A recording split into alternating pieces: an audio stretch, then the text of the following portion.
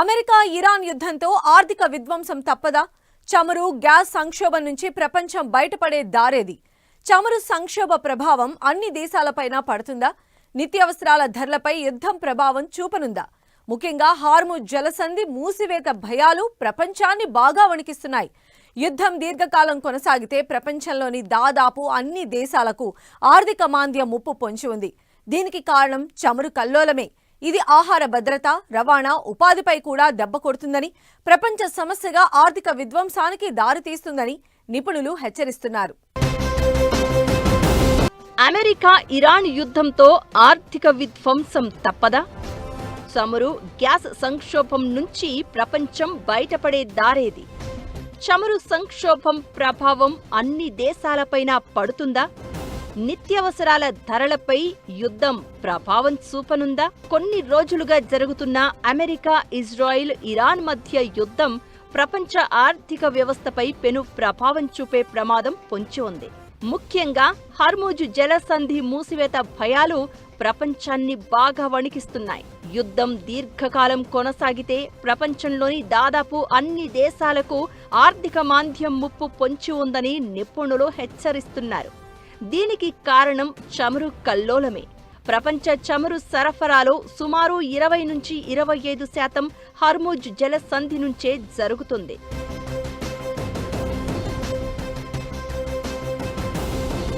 ఇది పూర్తిగా నిలిచిపోతే Brent crude oil ధర బ్యారెల్కు $100 నుంచి $120కు దాటొచ్చని అంచనా.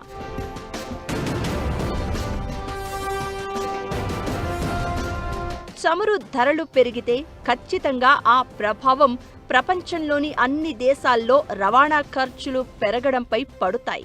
ఇవి నిత్యావసర వస్తువుల ధరల్ని ఆకాశాన్ని తాకేలా చేస్తాయి. ఇది భారత్ లాంటి వేగంగా అభివృద్ధి చెందుతున్న దేశాలకు ఇబ్బందికరమే.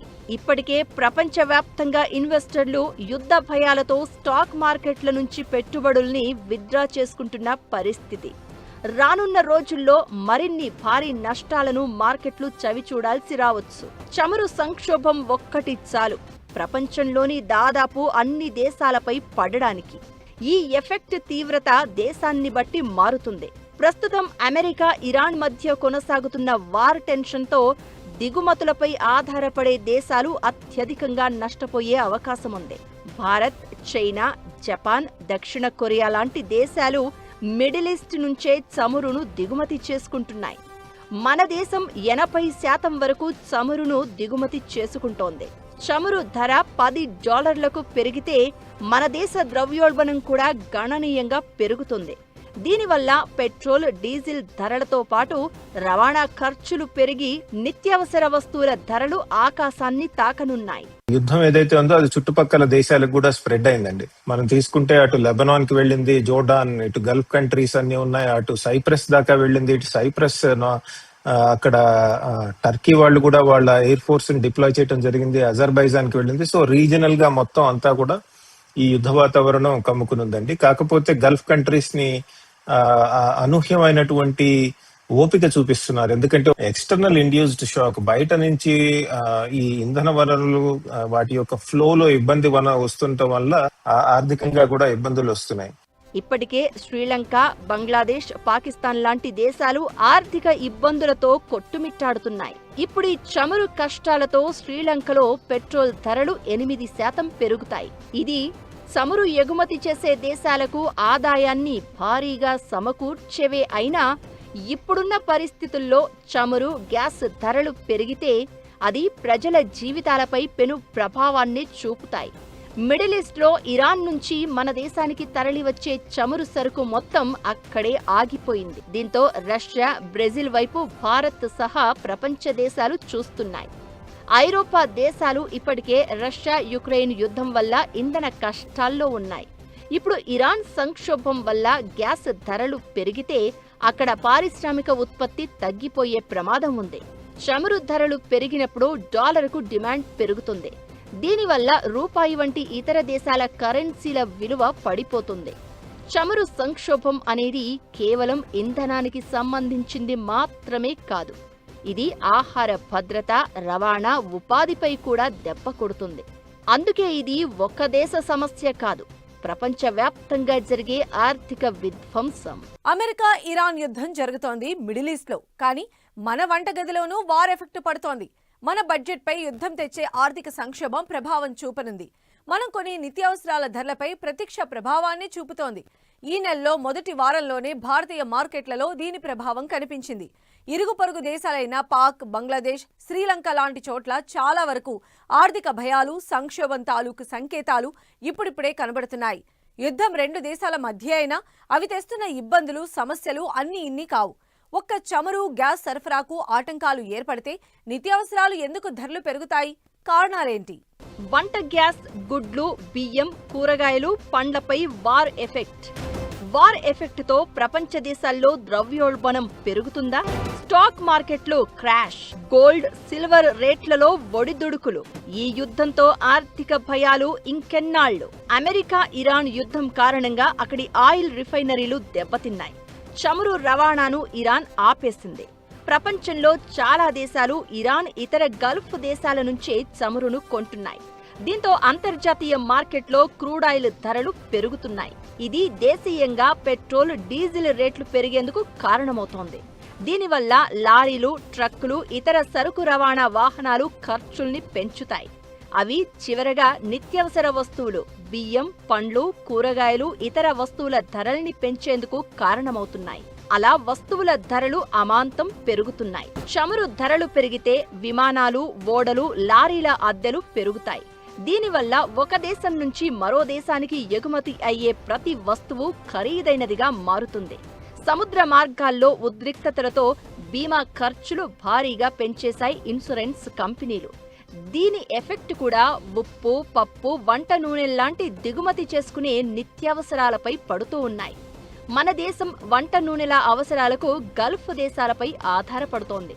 సప్లై చైన్ దెబ్బతినడంతో పామాయిల్, సన్ఫ్లవర్ ఆయిల్ లాంటి నిత్యావసరాల ధరలు పెరిగే ఛాన్స్ ఉంది. ఇటు కెనడా, ఆఫ్రికా దేశాల నుంచి పప్పు ధాన్యాలను దిగుమతి చేసుకుంటోంది. రవాణా ఖర్చుల వల్ల ఇవి రేట్లు పెరగనున్నాయి. ఇక వంట గ్యాస్ 45% మిడిల్ ఈస్ట్ నుంచి భారత్ కొంటోంది. వ్యవసాయానికి అవసరమైన యూరియా, ఇతర ఎరువులకు కావలసిన ముడి పదార్థాలు పశ్చిమాసియా నుంచే రావాలి. వీటికి కొరత ఏర్పడితే రేటు పెరుగుతుంది. ఎరువుల ధరలు పెరిగితే పంట దిగుబడి తగ్గి ఆహార పదార్థాలకు కొరత ఏర్పడుతుంది. అప్పుడు కూడా వీటి ధరలు పెరిగే అవకాశాలు ఉన్నాయి. మనం నిత్యం వాడే సబ్బులు, సర్ఫులకు పెట్రోకెమికల్ ఉత్పత్తులు అవసరం. కాబట్టి కంపెనీలు వీటి ధరల్ని పెంచే ఆలోచనలో ఉన్నాయి. యుద్ధం మరో 2 వారాలకు మించి కొనసాగితే పప్పులు, ఉల్లిపాయలు, వంట నూనె సహా పలు నిత్యావసర సరుకుల ధరలు 10 నుంచి 15% పెరిగే అవకాశం ఉంటుంది. ప్రభుత్వం నిల్వ చేసిన బఫర్ స్టాకును విడుదల చేస్తే ఓకే, లేదంటే ధరల భూతం విరుచుకు పడడం ఖాయమని నిపుణులు చెబుతున్నారు. వస్తువుల ధరలు పెరిగినప్పుడు ప్రజల వద్ద ఉన్న డబ్బు విలువ పెరుగుతుంది. అంటే గతంలో 100 రూపాయలకు వచ్చే వస్తువు 150 రూపాయలకు పెరిగింది అంటే అది ప్రజల కొనుగోలు శక్తిని తగ్గిస్తుంది. ద్రవ్యోల్బణం అదుపు చేసేందుకు ప్రపంచవ్యాప్తంగా ఉన్న కేంద్ర బ్యాంకులు వడ్డీ రేట్లను పెంచుతాయి. ఇది హోమ్ లోన్స్, కారు లోన్లు, పారిశ్రామిక రుణాలను భారమయ్యేలా చేస్తుంది. దీనివల్ల ఆర్థిక వృద్ధి మందగిస్తుంది. ధనిక దేశాలకు ఆర్థిక ప్రగతి, ఫైనాన్షియల్ ప్లానింగ్ ఉంటుంది కాబట్టి కొంతవరకు ద్రవ్యోల్బణం పెరుగుదల నుంచి బయటపడే అవకాశం ఉంది. అదే పేద దేశాలు, అభివృద్ధి చెందుతున్న దేశాల్లో కొనుగోలు శక్తి క్షీణిస్తే దేశ జీడీపీ తిరోగమనం బాట పడుతుంది. అప్పుడు ధరల పెరుగుదల అనేది ఆకలి చావులు, సామాజిక అశాంతి, రాజకీయ సంక్షోభాలకు దారితీసే ప్రమాదం లేకపోలేదు. అమెరికా ఇరాన్ యుద్ధం కారణంగా ప్రపంచ దేశాల్లో కేవలం ఆర్థికపరమైనవే కాకుండా సామాజిక, భద్రతాపరమైన భయాందోళనలు కూడా మొదలయ్యాయి. ఈ యుద్ధం 3వ ప్రపంచ యుద్ధంకి దారి తీస్తుందేమో అన్న భయం ప్రజల్లో బలంగా కనిపిస్తోంది. ఇది ఏదో కంప్లీట్ ప్రోగ్రామ్ కాదు. మనం చేస్తున్నాం, ఇతర దేశాలు చేశారు, మన మీద ఇంపాక్ట్ వస్తుంది. కాబట్టి ఇది మనం క్వశ్చన్ చేసుకోవాలి. కొన్ని రోజులు ప్రాబ్లం ఉంటుంది, కొద్దిగా గ్రోత్ రేట్ కొద్దిగా తగ్గుతుంది, రికవర్ అవుతాం, ఇంపాక్ట్ ఉంటుంది. కానీ అంత సీరియస్ ఇంపాక్ట్ ఉండదు. 30 రోజులు అయినా యుద్ధం అదే భావిస్తాను. గుజరాత్ లో కొన్ని ఇండస్ట్రీస్ ఉన్నాయి, మోర్బీలో, అక్కడ పైన గ్యాస్ మీద ఆధారపడి మూసేశారు. సో ఎంత ఇంపాక్ట్ ఉంటుంది లేదంటే లేదు. అంత పెద్ద ఇంపాక్ట్ ఉంటుందంటే ఒక 30 రోజులు 60 రోజులు ఏదో తాపత్రయాలు పడతారు. ప్రపంచ దేశాలు ఈ గండం నుంచి గట్టెక్కేందుకు తమకు చేతనైన 3 రకాల వ్యూహాలను అనుసరిస్తున్నాయి. అమెరికా, చైనా, జపాన్, భారత్ వంటి దేశాలు తమ వద్ద ఉన్న వ్యూహాత్మక చమురు నిల్వలను అత్యవసరంగా మార్కెట్లోకి విడుదల చేస్తున్నాయి. ఇది తాత్కాలికంగా ధరల పెరుగుదలను అడ్డుకుంటుంది.